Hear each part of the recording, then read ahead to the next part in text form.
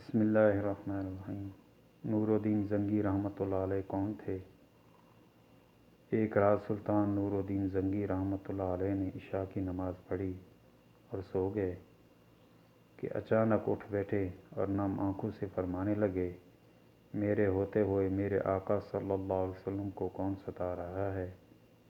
سلطان اس خواب کے بارے میں سوچ رہے تھے جو مسلسل 3 دن سے سلطان کو آ رہا تھا، اور آج پھر چند لمحوں پہلے پھر وہی خواب انہیں آیا جس میں سرکار دو عالم صلی اللہ علیہ وسلم نے 2 افراد کی طرف اشارہ کر کے فرمایا، یہ مجھے ستا رہے ہیں۔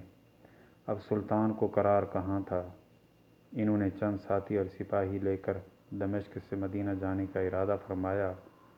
اس وقت دمشق سے مدینہ کا راستہ 20 یا 25 دن کا تھا، مگر سلطان نے بغیر آرام کیے یہ راستہ 16 دن میں طے کیا۔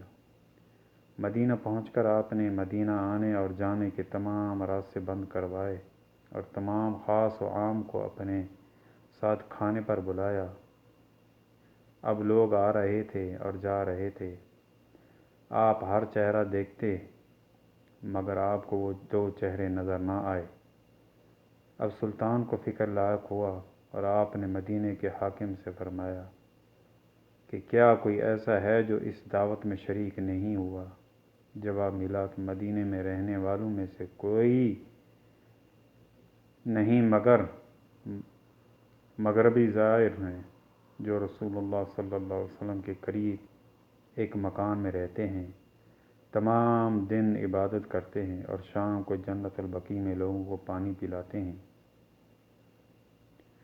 جو عرصہ دراز سے مدینہ میں مقیم ہیں۔ سلطان نے ان سے ملنے کی خواہش ظاہر کی۔ دونوں زائر آپ سے بہت عبادت گزار ظاہر کرتے تھے۔ ان کے گھر میں تھا ایک ہی چٹائی اور 2-4 ضروریات کی اشیاء کہ یکدم سلطان کو چٹائی کے نیچے کا فرش لرزتا محسوس ہوا۔ آپ نے چٹائی ہٹا کے دیکھا تو وہاں ایک سرنگ تھی۔ سلطان نے اپنے ایک ساتھی کو سرنگ میں اترنے کا حکم دیا۔ وہ سرنگ میں داخل ہوئے، واپس آ کر سلطان کو بتایا، یہ سرنگ تو نبی کریم صلی اللہ علیہ وسلم کی قبر مبارک کی طرف جاتی ہے۔ یہ سن کر سلطان کے چہرے پر غیظ و غضب کی کیفیت طاری ہو گئی۔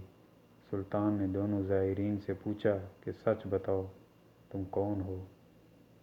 حیل و حجت کے بعد انہوں نے بتایا کہ وہ یہودی ہیں اور اپنے قوم کی طرف سے تمہارے پیغمبر یعنی سردار دو جہاں صلی اللہ علیہ وسلم کے جسم اقدس کو چوری کرنے پر مامور کیے گئے۔ سلطان یہ سن کر رونے لگے۔ اس وقت ان دونوں کی گردنیں اڑا دی گئیں۔ سلطان روتے جاتے اور فرماتے جاتے، میرا نصیب کہ پوری دنیا میں سے اس خدمت کے لیے اس غلام کو چنا گیا۔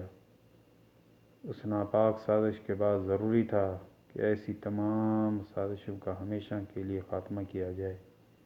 سلطان نے معمار بلائے اور قبر اقدس صلی اللہ علیہ وسلم کے چاروں طرف خندق کھودنے کا حکم دیا، یہاں تک کہ پانی نکل آیا۔ سلطان کے حکم سے اس خندق میں پگھلا ہوا سیسا ڈال دیا گیا۔ سلطان کو سرنگ میں داخل ہو کر قبر انور پر حاضر ہو کر قدمین شریفین کو چومنے کی سعادت بھی نصیب ہوئی۔ تحریر لمبی ہے مگر آپ کو پسند آئی ہوگی۔